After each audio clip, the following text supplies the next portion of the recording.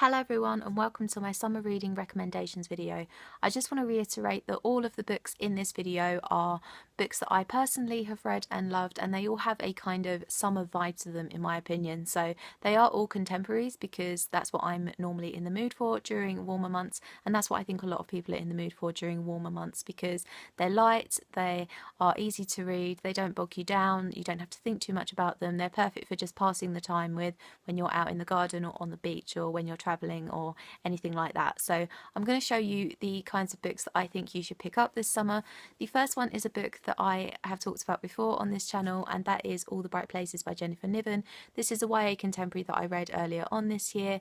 It does have a heartbreaking ending and it does deal with some dark stuff, but it is also a story of hope and of learning from each other's tragedies and self-growth and things like that. And I often think that summer is a time for reflection and self-improvement and things like that. So I think it is appropriate for summer, and it's a book that you want to keep reading. So it is quite a fast read. So yeah, I definitely recommend that. The next one is another popular YA contemporary, and that is Paper Towns by John Green. This was the first John Green book that I ever read. I read it in a couple of sittings because it's not really that long, and therefore I think it's perfect for just one quick summer day. It is also about a road trip, which is something a lot of people go on in summer, and I just think it's a really cute story. It does also have an important moral to it as well, which all the best YA contemporaries do. It is of course a film with Cara Delevingne in it now as well, but obviously the book is always better. The next two books I have to show you are by the same two authors, and they are The Best Thing That Never Happened to Me and The Night That Changed Everything by Laura Tate and Jimmy Rice. These are both adult contemporary romances, which I don't normally read a lot of because I tend to find them quite predictable and cheesy and not really very relatable, but these two books are so far from that. I can't even tell you how much they are. I did actually recently do a review of The Night That Changed Everything because it is a recent release. It came out late March this year, so I will leave a link to that review in the description box down below. I gave both of these books 5 stars. They are just so funny, they're so cute.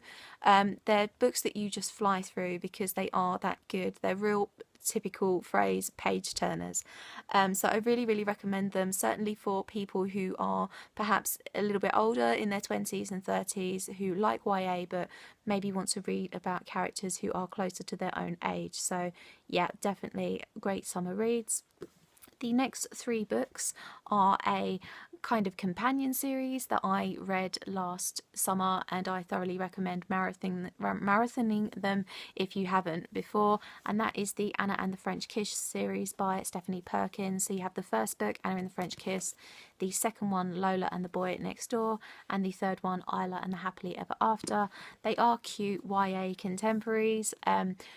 Really cute boys, really likeable but sometimes frustrating girls. They are a companion series, so they're not a series in the sense that one story carries on throughout all 3.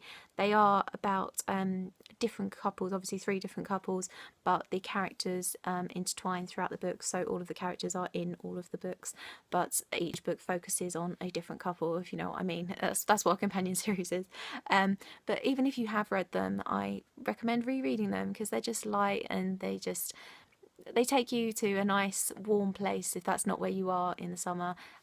Gorgeous warm summer colours as well. They're just really cute and fun to read when you are on the beach or in the garden or something like that. The next book that I would recommend you read is an adult book, and it's probably not an obvious choice for a summer recommendations video, but it's a book that I actually read for A-level English, and that is Alias Grace by Margaret Atwood. Even though I read it years and years ago and I've not actually reread it, it's always been one of those books that I've thought about, and a book that I kind of wanted to reread but just haven't. Even though I had to read it as required reading for my A-level, I did really enjoy it, and it's quite rare that you can say that about a book that you have to read. It's about it's based on a true story of a girl called Grace Marks who went to work for a wealthy man as his servant, and she is accused of murdering him and his girlfriend Nancy. And the book basically tells the story of how she came to live with him, her relationship with him and with Nancy, and basically you're just spending the entire story guessing whether she's guilty or not. And I remember absolutely loving it when I read it, and it's quite a big book, but it's the kind of book where you just kind of, you want to get to the end of it because you want to know if she's guilty or not. And I remember at some points I felt a little bit guilty for sympathising with her and things like that. So it is a little bit different. It is an adult crime book, obviously, but I remember really enjoying it, and therefore I'm recommending it in a summer recommendations video. So yeah. The next book is, well, the next series is another series that I read last summer and really enjoyed, and that is the Summer I Turned Pretty trilogy by Jenny Han. You can't really see that very well. Oh well. The first book is The Summer I Turned Pretty. The second book is It's Not Summer Without You. And the third book is We'll Always Have Summer. They're just a really quick YA contemporary romance about a girl called Belly who goes to live, well, she doesn't live, but she goes to stay with her mum and her mum's friend and her mum's friend's sons, and they go to the same summer cabin every single summer. So she's grown up with these boys, but now that she's 16, she kind of feels like maybe she is in love with one of them, but then she's not really sure whether his brother might be a better match for her and things like that. It does get serious towards the end. There's a lot of heartbreak involved, and you kind of find yourself picking sides between the boys about which one she should choose. So it is just a kind of, you know, typical cheesy teenage romance, but it is really fun and really light and fluffy, which, as I said, is what I think a lot of people really enjoy during summer months. So yeah. The next one is another adult romance that I won in a Goodreads giveaway a couple of years ago now, and that is Tech Bitch by Lucy Sykes and Joe Piazza. This is about a woman in her 30s who is the editor of a very successful fashion magazine, and she goes away for a little while, and when she comes back she finds that the entire office and the entire magazine has changed into a new snazzy technical direction, and she has no idea what any of this means. She's not up on social media, she's not up on a digital revolution or anything like that, and the girl that was beneath her is now her manager, because this young girl was obviously really up on all the tech and the new direction that they wanted the magazine to go in. So she's kind of struggling with that, and it's pretty much about the impending death of print journalism, which I've worked in journalism before, albeit I have actually only worked in digital journalism because that's where the industry seems to be going. But it is about that, and basically the protecting print journalism, because it's been around for years, and obviously there are a lot of journalists out there who still hanker after that kind of thing. So yeah, but it is quite funny, it's quite light, and as I said, it's perfect for summer. So yeah. The last one I'm going to recommend is a book that I read a few years ago, and it was really popular when it came out, and that's when I read it, and that is The 100-Year-Old Man Who Climbed Out of the Window and Disappeared by Jonas Jonasson.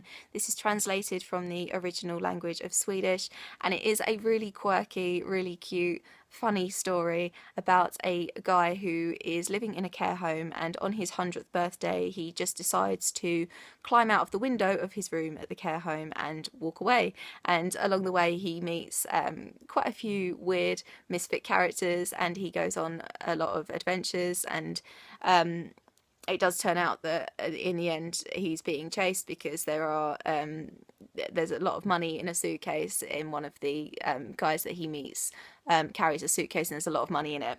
So yeah, it is really funny. It's just about all the things that he gets up to, and it's a really kind of light, quirky read for summer. So yeah.